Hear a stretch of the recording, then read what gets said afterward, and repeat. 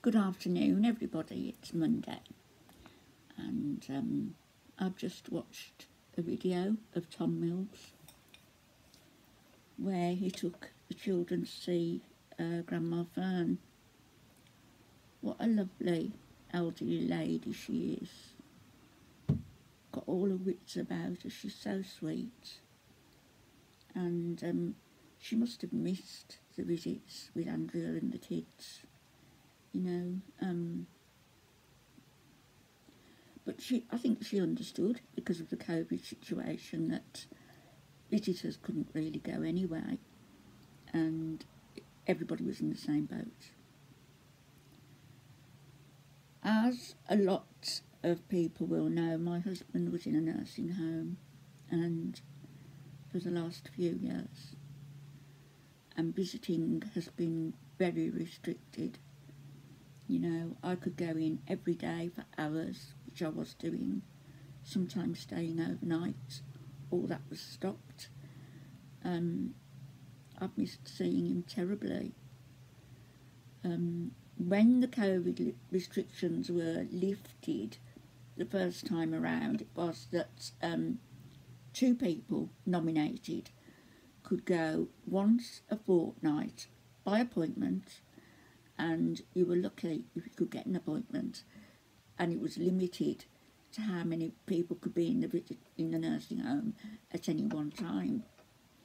So, it was hit and miss, and we tried to see Alf every fortnight. We had to fight for that. But now, in the UK, I've been following what's been going on in nursing homes, and the situation now is 5 nominated named visitors for each resident. You can't veer out from those 5 names. That's it. So, and visiting is limited to 2 people, only 2 people in any one day.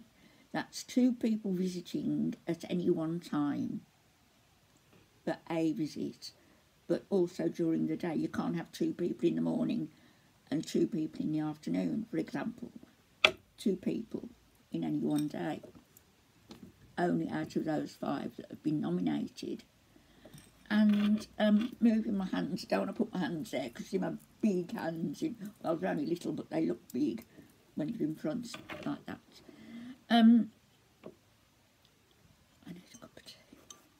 I've been outside, I'm out of breath, I've been sweeping leaves again.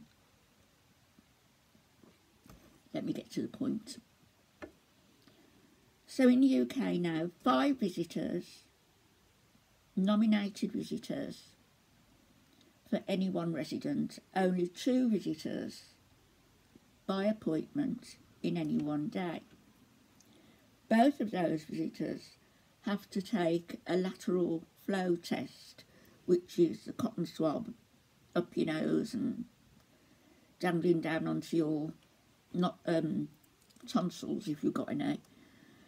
So 30 minutes you get the result of that test. So you take that test, you sit around for 30 minutes or go for a walk, come back, and if your test is negative you can go and see your loved one. That's how it is in the UK. And Tom went to see Grandma Fern yesterday, and he said only 3 people visiting. So Tom took that to mean he could go and he could bring his kids in, all, the 8 of them, the little ones there, all in 2s and 3s. That's not the way it works. Unless Wyoming is different from every other city in every other country where they've got plans in place. Unless Wyoming has got such a cavalier attitude towards COVID-19 that they're going to be happy to be the one spot which becomes a hot spot where the disease is going to start peaking again. Makes me so angry. This is the sense of entitlement again. I can get round the rules this way. No, Mr. Mills, you can't. Rules are rules.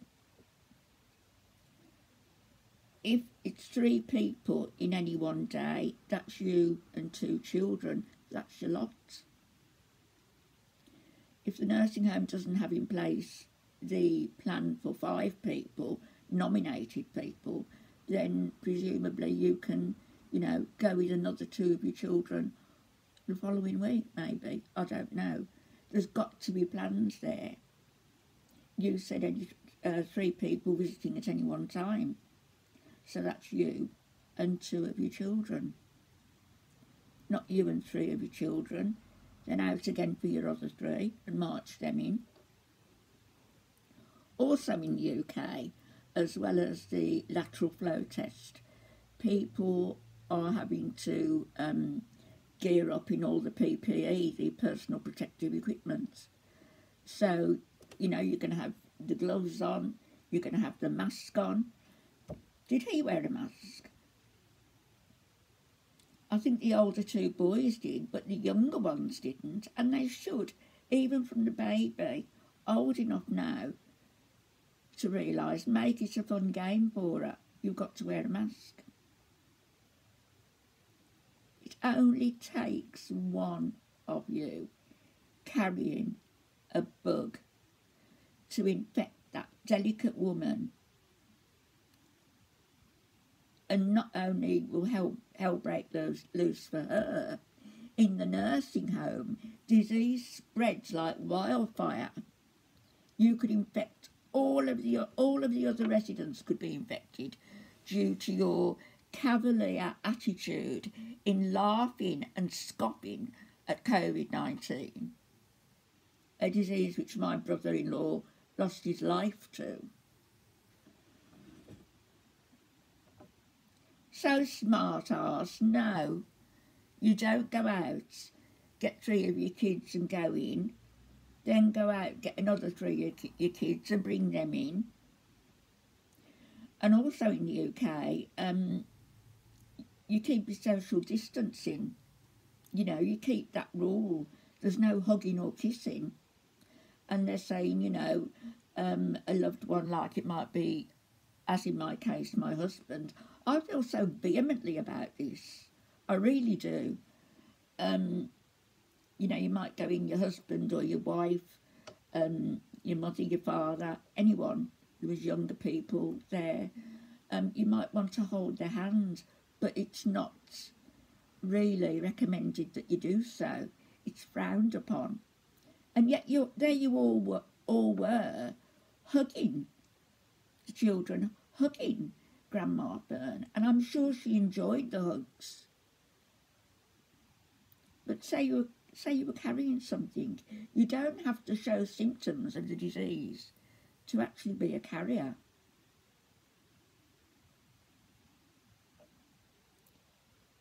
When was it, that visit? March? Now in May? 6-8 weeks on, and you've all been down with bad colds. What's that then? Like I said in my last video, going around the shop and wiping your hand all over yourself and all down your jeans and all on your shirts. Picking up the produce. I know hygiene isn't your forte, but you have a responsibility, to your kids. But you also have a responsibility when you go to see somebody in a nursing home. How old is she? Late 80s, regardless. When you go to see somebody in a nursing home who is frail anyway, and you circumvent the rules, the rule of no more than 3, which is you and 2 children, you circumvent the rules to allow 9 of you to go in.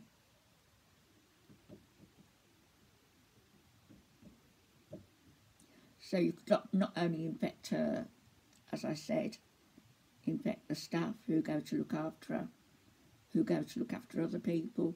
They could become infected. The whole place could be shut down just because of your visits. And this is the sense of entitlement that I was talking about in a previous video.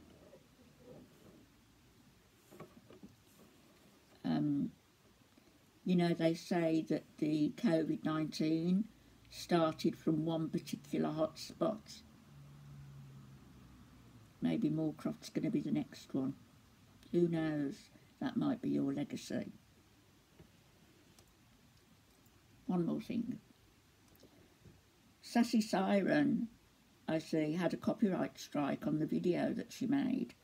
There was nothing bad in that video.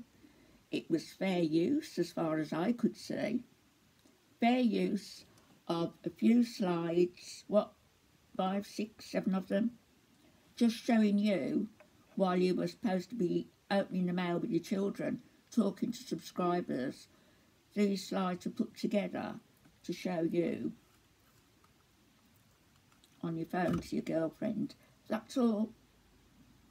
Nothing inflammatory, nothing derogatory. But really, it all put together, it showed you in quite a bad light, didn't it? So you saw fit to put a copyright claim on that woman's video.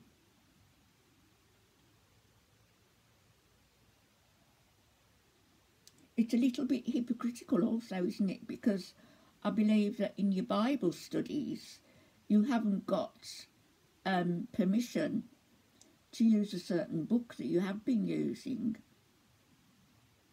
I might be wrong there. Somebody might like to check up on that. But I know you were trying to get permission. You didn't have permission, but you've been using it anyway. My goodness. Talk about hypocritical.